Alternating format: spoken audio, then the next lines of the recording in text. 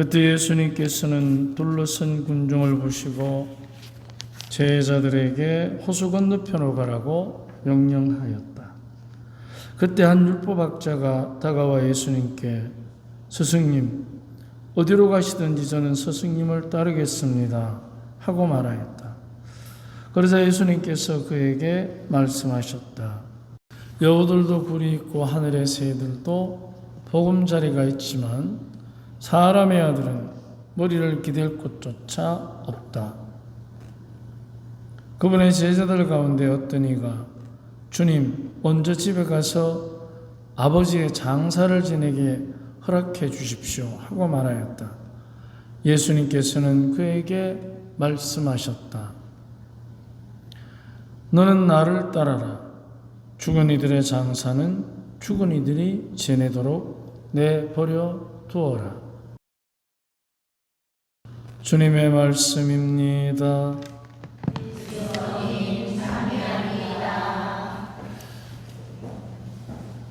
죽은 이들의 장례는 죽은 이들에게 맡겨두어라는 이 말씀을 우리는 때로는 좀 알아듣기가 애매할 때가 많을 겁니다.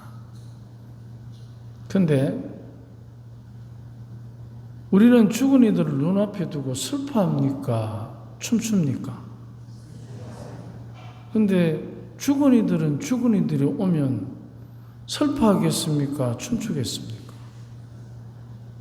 기뻐하겠죠. 그러니까 죽은 이들에게 내버려 두라는 것입니다. 보지 못하고 잡지 못하고 듣지 못한다고 그것으로서 세상살이가 전부가 아니라는 것입니다. 봐야 되고 잡아야 되고 들어야 되는 것. 그거 가지고는 보고 듣는 것밖에는 세상살이가 끝납니다. 그런데 우리는 보지 않고도 알고 있습니다. 우리 아이들이 먼 곳에서 자기 삶을 열심히 살고 있다는 것. 즉, 이제 보지 않고 듣지 않고 먹지 않고도 그 삶 안에서 나오는 충만한 삶의 기쁨이 있다는 것을 우리는 가끔 상징적으로 또는 표징을 통해서 많은 체험들을 합니다. 바로 우리가 특히 기도할 때. 그래서 기도는 내가 필요한 것을 청하는 하소연이 아니고 기도는 하느님에 대해서 내 안에서부터 그야말로 다정스럽고 애정스럽게 내 안에서부터 내가 끓어오르는 그분에 대한 사랑의 표시가 바로 기도입니다. 그래서 우리는 기도 중에 보지 않고 듣지 않아도 그분의 영이 우리를 움직인다는 것을 느낍니다. 그걸 가르쳐서 우리는 첫째, 어떻게 움직이시느냐? 참회라고 참회. 우리의 마음이 참다운 것을 향해서 돌아서는 것입니다. 우리는 우리들 모두가 우리 안에 참다운 것이 있다는 걸 잘 알고 있습니다. 왜냐하면 누군가에게 우리가 비난을 했을 때 오히려 위로해 주는 게 맞다는 것을 우리는 잘 알고 있습니다. 왜냐하면 비난받기보다 위로받았다는 기쁨이 우리에게 분명 있기 때문입니다. 누군가가 나에게 그렇게 했던 것입니다. 그래서 우리는 그 사람이 눈에 보이지 않아도 우리는 느낄 수 있습니다. 비난보다는 위로가 나를 기쁘게 한다는 것을. 그러면 그 위로가 참되다는 것입니다. 비난보다는. 그렇기 때문에 우리 안에는 위로받았던 아름다운 추억이 있습니다. 그래서 우리에게는 진실함, 참됨의 힘이 있습니다.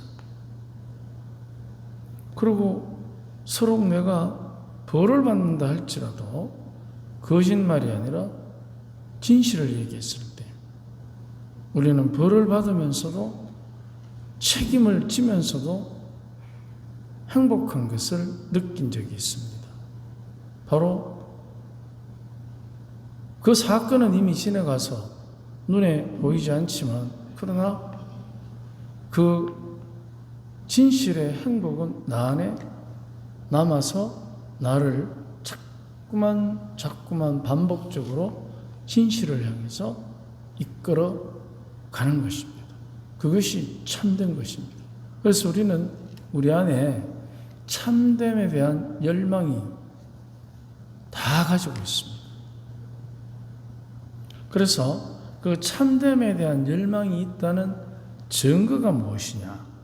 바로 우리는 양심의 소리를 듣습니다. 이것을 하라, 저것을 하지 마라 하는 하라, 하지 마라는 소리를 양심의 소리를 우리는 듣습니다. 그래서 양심의 소리를 듣고 하지 않고 하게 되면 진심이라는 것을 알게 됩니다. 그래서 진심에 머물러 있으면 눈에 보이지는 않는데 내 마음이 양심이 시키는 대로 하게 되면 진심의 정원에서 내 참된 생명의 씨앗을 심고 진실된 생명의 열매를 먹을 수 있는 진심의 정원을 가꾸게 됩니다.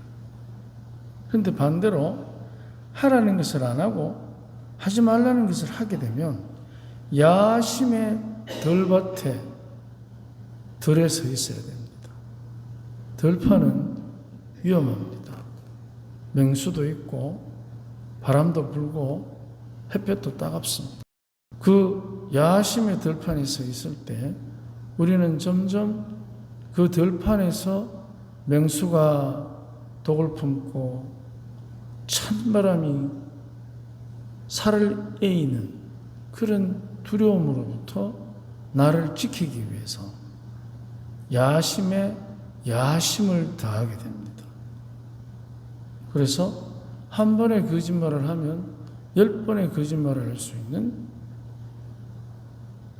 힘이 생기는 것입니다. 그래서 야심에 야심을 더하는 그친 야심의 들판에서 살아요. 그러면 우리가 진심의 정원에 있을 때와 야심의 들판에 있을 때 과연 어느 쪽이 우리를 더 온유한 사람으로 행복하게 할 수 있겠는가? 그 답을 우리는 알고 있습니다. 그래서 하나님께서는 우리에게 양심이라는 힘을 주셨습니다.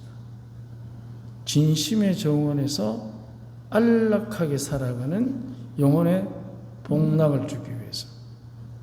그런데 우리는 가끔 야심의 들판에서 두렵게 지낼 때도 많습니다. 그럼 이제 결정해야 될 때입니다.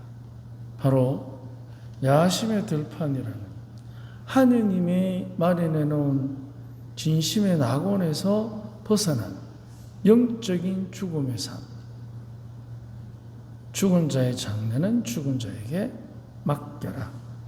거기에서 지낼 것인지 아니면 그야말로 육신의 죽음을 넘어서서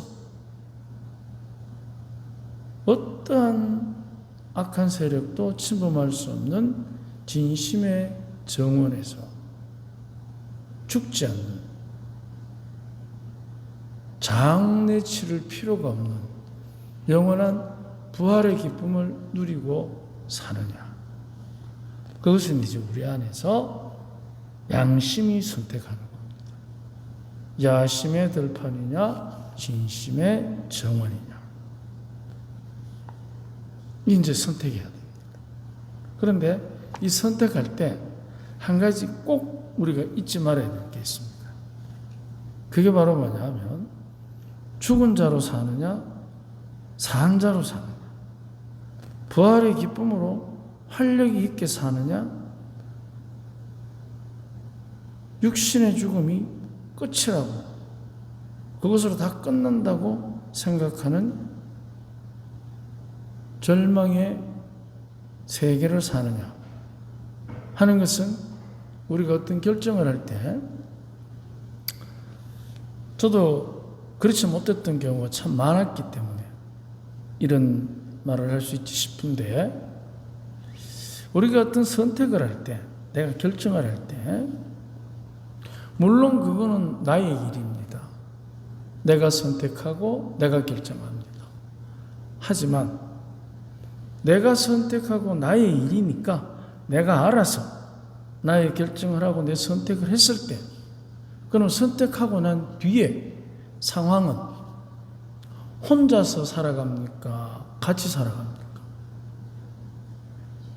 어떤 선택을 해도 그것은 전적으로 내 결정이고 나의 일이지만 결정하고 난 다음에는 같이 살아가야 돼요. 그 판에서. 그러면 아무리 내 일이고 내 결정이고 나의 선택이지만 같이 살아가야 된다면, 내가 나의 일이고 나의 선택이고 전적으로 나의 결정에 달려있다 하더라도 결정되고 난 뒤에 거기에는 우리가 함께 살아가야 되는 상황이 현실이기 때문에, 그렇다면 내가 선택할 때, 내가 결정할 때 전적으로 나의 일이라고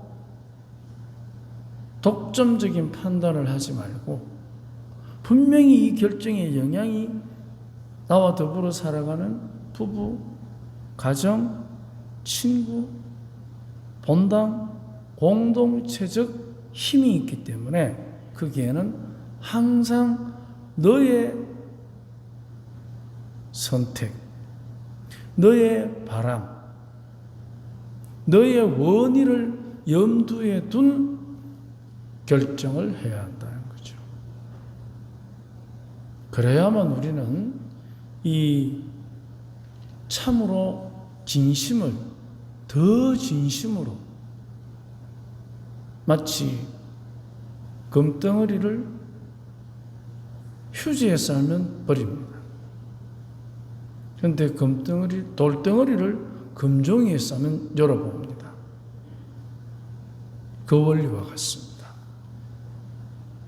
아무리 진심이라더라도 너를 배제한 진심은 반쪽짜리입니다. 그것은 야심으로 넘어갈 가능성이 굉장히 많습니다. 그런데 내가 서로 야심을 뿌리더라도 그 결정에 너를 염두에 둔 선택, 결정, 고민, 이것을 하게 되면 야심의 유혹을 넘어서서 진심의 보호를 받게 됩니다. 아무리 탐나는 금덩어리도 휴지에 싸면 버리지만, 돌덩어리라도 버려져야 하는 돌덩이도 금종이에 싸면 열어보는 것입니다. 우리의 진심이 더 진심으로 환하고 빛나고 활력 있는 하루가 되도록 우리의 선택에 주님의 도움을 청합시다. 아멘.